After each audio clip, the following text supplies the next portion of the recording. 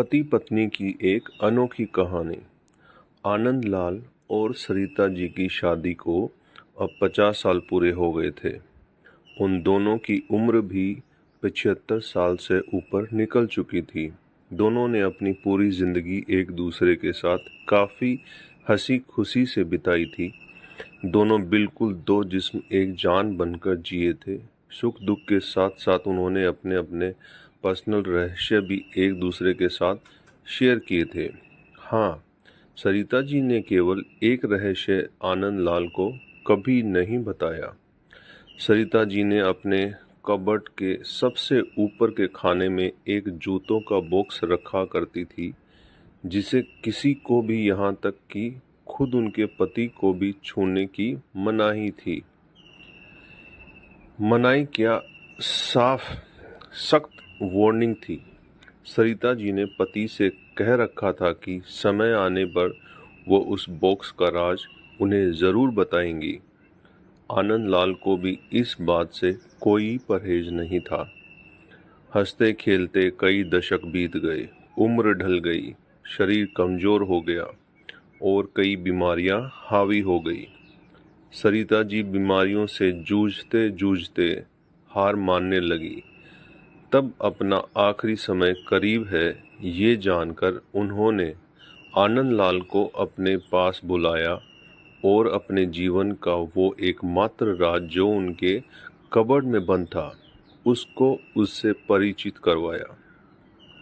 सरिता जी ने अपने पति को उस बॉक्स को लाने के लिए कहा।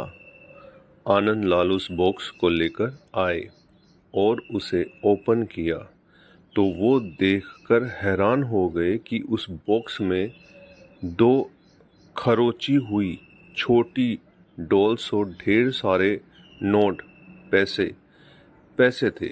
आनंद लाल ने सरिता से उन डॉल्स के बारे में पूछा।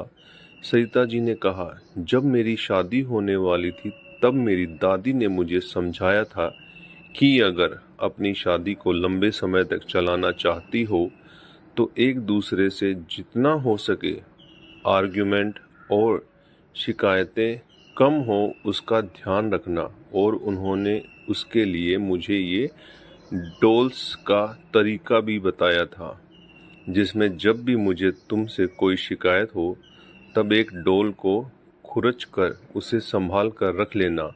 सरिता जी की बात सुनकर आनंद लाल की आंखें भीग गई, क्योंकि पिछले 50 सालों में सरिता जी को उनसे सिर्फ 2 बार शिकायतें हुई।